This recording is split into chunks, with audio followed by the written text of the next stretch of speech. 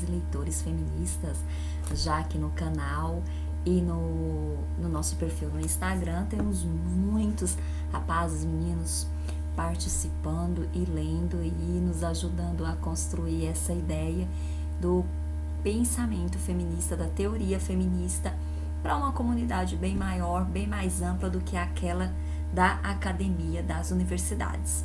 E hoje, com a ideia aí, mantendo essa ideia de trazer semanalmente uma pensadora, uma mulher forte que nos influencia e que nos ensina, a gente vai resenhar a obra Ensinando a Transgredir, de Bell Hooks. Bell Hooks é a minha autora feminista, pensadora feminista preferida. Sou muito apaixonada por Bell Hooks. Eu aprendi muita coisa bacana com Bell Hooks e uma das coisas que eu aprendi com ela é a ideia de ensinar, pensar o ensino, pensar a docência de uma forma mais transformadora, acolhedora, pensar mais na perspectiva de comunidade, né? Pensar o ensino, a educação, a sala de aula como uma comunidade. Eu conheci Bell Hooks recentemente, em 2016, pensem, mulherada. Eu concluí o doutorado em 2016, onde estudei gênero e sexualidade, mas nunca tinha lido Bell Hooks, não conhecia o pensamento dessa autora. Fui conhecer em 2016, a partir da indicação de uma grande amiga minha que estava lendo Bell Hooks, estava conhecendo Bell Hooks, estava apaixonada por Bell Hooks e me indicou a leitura. O primeiro livro que eu adquiri da Bell Hooks foi O Feminismo é para Todo Mundo. Ensinando a Transgredir, eu adquiri ele em 2019, recentemente, ano passado, e fiquei apaixonada pelo livro. Já li ele, acredito que umas 5 vezes. É um livro que eu não me canso de ler. Toda vez que eu leio eu acho uma coisinha nova, uma coisinha legal, uma coisinha para levar, para me ensinar, para levar comigo, para me ensinar alguma coisa. Bell Hooks nos ajuda a nos tornar mulheres melhores, mulheres mais fortes, mulheres mais solidárias, mulheres feministas mais acolhedoras, né? Se nós pensarmos aí na perspectiva do feminismo, nesse feminismo aí que eu chamo de feminismo soberbo, e a Bell Hooks vem aí tirar essa cortina, essa nossa cortina aí, e nos mostrar para que realmente serve o feminismo. Nos ensina a pensar o feminismo fora da nossa casinha, pensar o feminismo a partir de raça e classe, e isso é muito legal. Mas quem é Bell Hooks? A Bell Hooks se escreve assim mesmo, viu? Com iniciais em minúsculo. Bell Hooks em minúsculo, o nome dela é Glory Watkins. O pseudônimo dela, Bell Hooks, foi inspirado na bisavó materna, Bell Blair Hooks. É uma homenagem, ela fez essa homenagem ao legado de mulheres fortes, ao legado das suas ancestrais, de sua ancestralidade negra. E ela é grafada nessas letras minúsculas porque o objetivo da autora é deslocar o foco dessa figura autoral e focar ali nas ideias de feminismo, na ideia de feminismo teórico, na ideia que ela traz aí. Bell Hooks é uma intelectual negra, teórica feminista, crítica cultural, artista, escritora. Ela escreveu mais de 30 livros e nos trabalhos dela ela trata de temas como gênero, raça, classe, espiritualidade e ensino. É uma voz muito potente para falar de gênero, raça e classe. Ensinando a Transgredir é o primeiro livro de uma trilogia da Bell Hooks que ela escreveu sobre ensino. É o segundo livro dessa trilogia, já está em pré-venda pela editora Elefante. É o título Ensinando Pensamento Crítico. O terceiro livro também será lançado, traduzido e lançado pela editora Elefante, com o título Ensinando Comunidade, uma pedagogia de esperança, ensinando a transgredir. Ela já traz aí a ideia de comunidade, pensar a sala de aula, o multiculturalismo que existe nas universidades, pensar isso a partir de comunidade. É uma obra importantíssima e fundamental para nós, professoras, que pensamos o feminismo como algo para transformação política e social. Uma das partes que eu mais gosto é a introdução, porque a Bell Hooks, ela vai, não, é complicado, é muito difícil você ler a introdução e não se emocionar, porque a Bell Hooks, ela vai nos contar a experiência dela nas escolas para crianças negras, segregacionismo nas escolas dos Estados Unidos, ainda na década de 60. Ela conta essa experiência em que as professoras faziam de tudo para conhecer cada aluno. Essas professoras também eram negras. Essas escolas eram nas comunidades. As professoras faziam um empenho enorme para ensinar essas crianças a pensar a educação numa perspectiva transformadora, transgressora, uma forma de resistência, né? Uma resistência negra dentro dessa cultura de supremacia branca. Quando termina o segregacionismo das escolas nos Estados Unidos, a Bell Hooks, ela vai estudar ainda criança, vai estudar em escolas com brancos, com crianças brancas, com professores brancos. Ela não fica tão contente.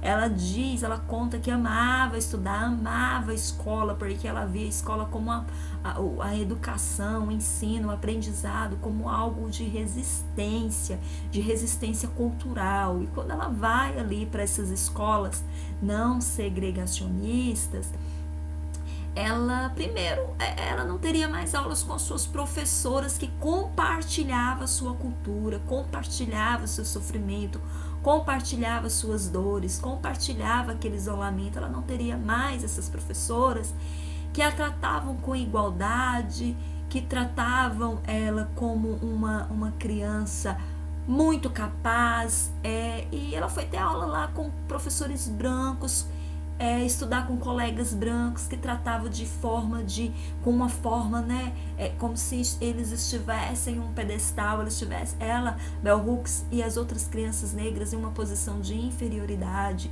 E ali ela tava naquele momento, naquelas escolas não segregadas, em um espaço que reforçava a supremacia branca, e aquilo foi desmotivando e desestimulando esse processo de ensino-aprendizagem. Então, ela não ficou feliz, E os professores brancos, a maioria branca, tratava ela como uma pessoa capaz de ascender socialmente ou ter uma carreira intelectual. Ela sonhava em ser escritora. Esses professores brancos, esses colegas brancos, a maioria deles não a apoiavam, não via que ela poderia conquistar isso por ser uma criança negra, por vir de uma família pobre, de uma família de camponeses, no sul dos Estados Unidos. Olha só, no sul dos Estados Unidos, em que a supremacia branca hoje, no século XXI, em 2020, ainda é tão forte, tão arraigada. Imagina lá na década de 60 e 70. Em segundo lugar, ela precisava, quando acaba o segregacionismo, os negros que precisam viajar 1 hora, 2 horas para ter aula nessas escolas, chegavam cansados, exaustos. Então eles que tinham que se empenhar e se esforçar para acabar o segregacionismo e ter a mesma educação que as crianças brancas. Então, na introdução, é impossível ler essa introdução e não se emocionar. A escrita da Bell Hooks é muito potente, é muito bonita, é muito forte. É difícil ler Bell Hooks e não abrir o coração. Ela sempre se destacou como aluna. Ela não sonhava em ser professora, o sonho dela era ser escritora. mas ela acaba se formando professora. O primeiro livro dela ela escreve durante a graduação. E mesmo não sonhando em ensinar, ela se inspirou naquelas professoras que ela tinha nas escolas segregadas, as suas professoras negras, em pensar a sala de aula numa comunidade, em pensar um ensino para o multiculturalismo. E esse livro aqui, ela vai nos mostrar como ela pensa isso, essa pedagogia crítica, uma pedagogia transformadora, né? Pensar a educação como capaz de transformar a sociedade, acolher, a educação como uma forma de acolher pessoas de diferentes classes sociais, gênero, raças.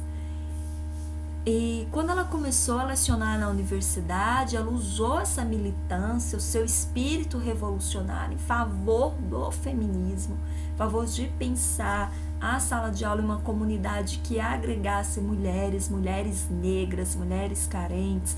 Outra coisa que eu acho muito legal aqui é ela pensar a teoria, o feminismo teórico, para pensar também a prática, a emancipação dessas classes, de diferentes classes sociais.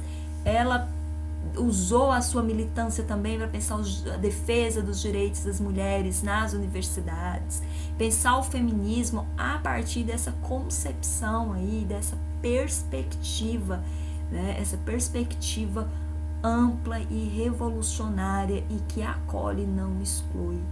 Então o livro é sobre o ensino numa perspectiva de transformação social, de emancipação, de libertação. E aí vocês estão pensando em Paulo Freire. É impossível a gente falar nessa pedagogia crítica sem falar de Paulo Freire. E ela fala em Paulo Freire.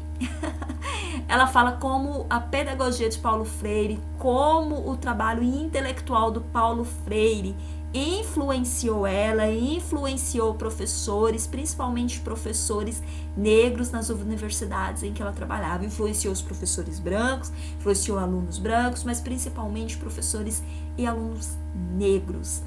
E ela fala muito aqui de como o trabalho intelectual, os livros do Paulo Freire ainda a influenciou, mesmo quando havia aquela crítica sobre o sexismo presente na obra de Paulo Freire, ainda assim ela se diz muito influenciada pela pedagogia crítica freiriana.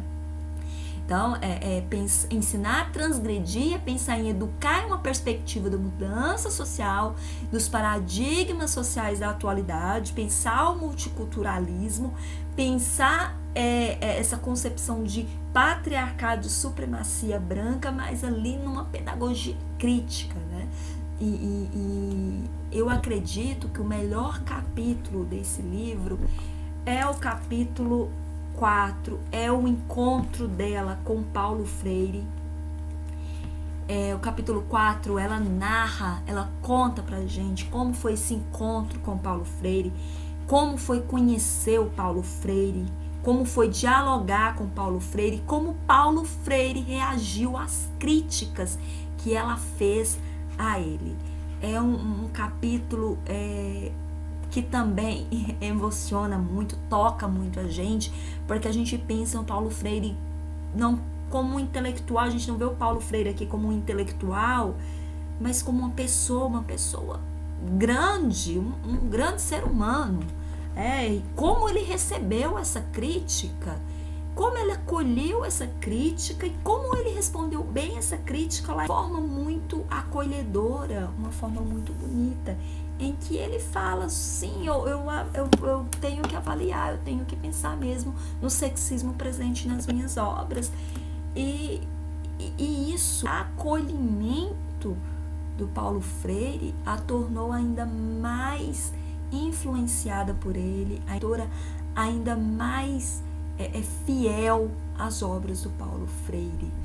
E ela inova ali, ela inova ali a partir desse diálogo potente que houve entre esses dois intelectuais que pensam, né, a educação, que compartilham desse pensamento da educação como um processo de transformação social.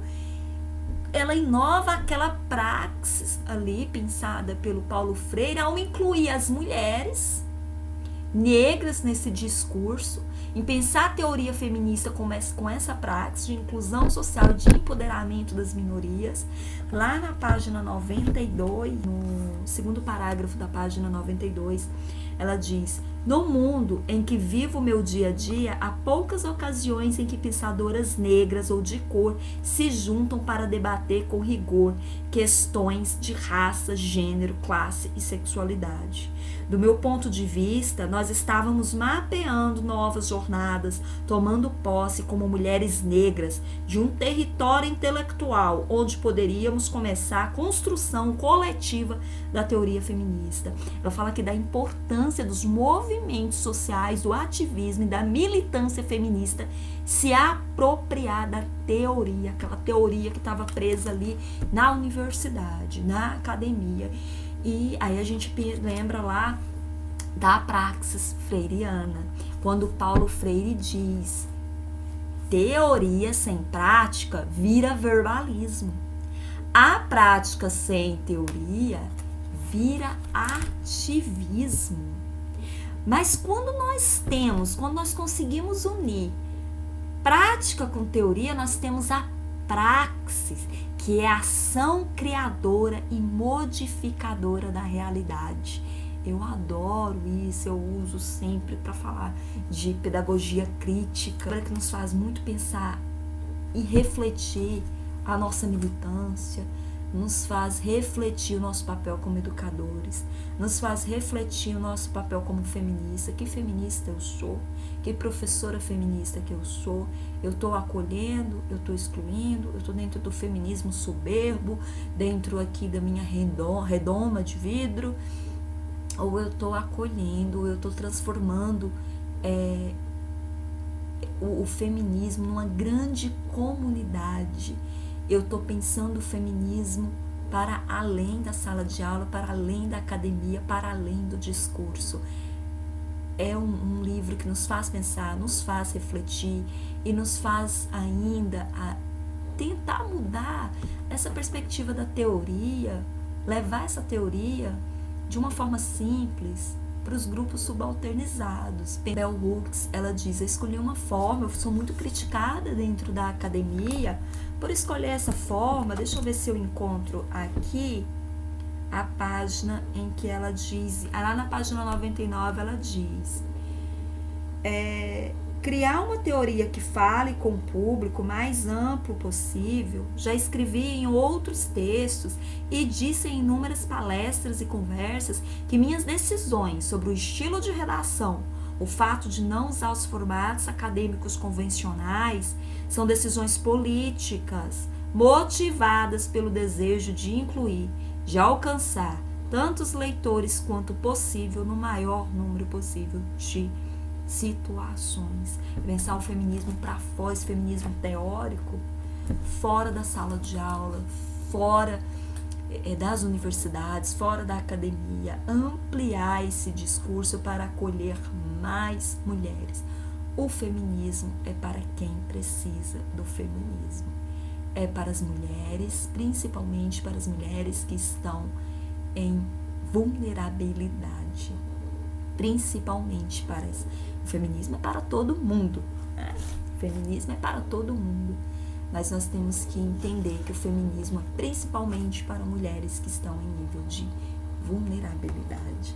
Então, dessa semana, esse aqui é a resenha dessa semana, com a ideia de trazer uma resenha por semana para ampliar a nossa comunidade, para levar a teoria feminista para mais gente possível nesses canais, nessas redes sociais, falar a linguagem do jovem, falar a linguagem, usar os recursos que os jovens gostam, que essa população aí mais jovem gosta, para levar isso para mais gente. Estou pensando nisso, trazer toda semana.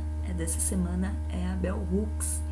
Espero que vocês tenham gostado, espero que tenha feito aí alguma mudança de paradigma para vocês, contribuído para a reflexão do como estamos pensando a nossa prática docente, que tipo de feminista nós somos. E é isso. Quem não se inscreveu, se inscreva. Quem ainda não comentou, comente, faça sugestões, indique livros, peça leituras, que nós faremos na medida do possível. Um grande beijo para todas as leitoras e leitores feministas.